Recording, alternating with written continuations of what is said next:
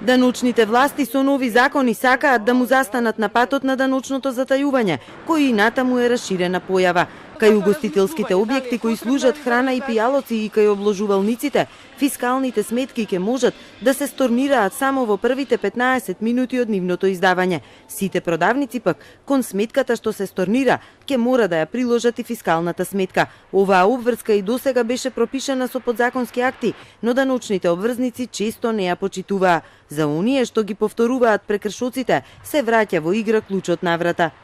Се пропишува временско ограничување од 15 минути за сторнирање сметка за пијалоци и храна во ресторани, кафулиња, дискотеки. А се пропишува и временско ограничување од 15 минути за сторнирање сметка и во обложувалници, како и приложување на фискална сметка кон сметката која што се сторнира.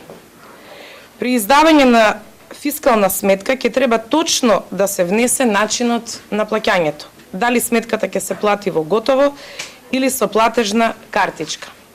Со сторнирањето на сметките, дуќаните всушност го поништуваа прометот, како тој воопшто да не бил направен, со што се избегнуваше плаќањето ДДВ. УЈП открила дека во последниве 2 години бил сторниран промет од над 16 милиони евра, од вкупниот од 276 милиони. Сторнирале продавниците од сите дејности, продажба на мебел, компјутери, текстил, накид, часовници, козметички салони, а на оваа појава не биле имуни, дури ниту погребалните предпријатија.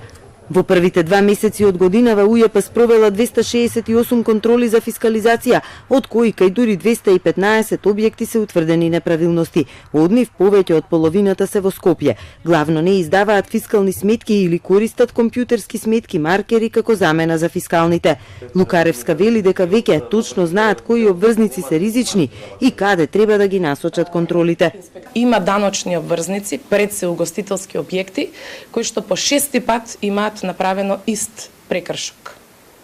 А истите обврзници кои што ги прават овие прекршоци се први поборници за намалување на казните и дека станува збор за ригорозни казни. Но не само преку неиздавање на фискални и сторнирање на прометот, има затајување и кај другите даноци. Од вкупно 42 објекти, откриено било затајување на дури 1 милион евра, но се очекува бројката да расте, бидејќи целосно не се довршени контролите.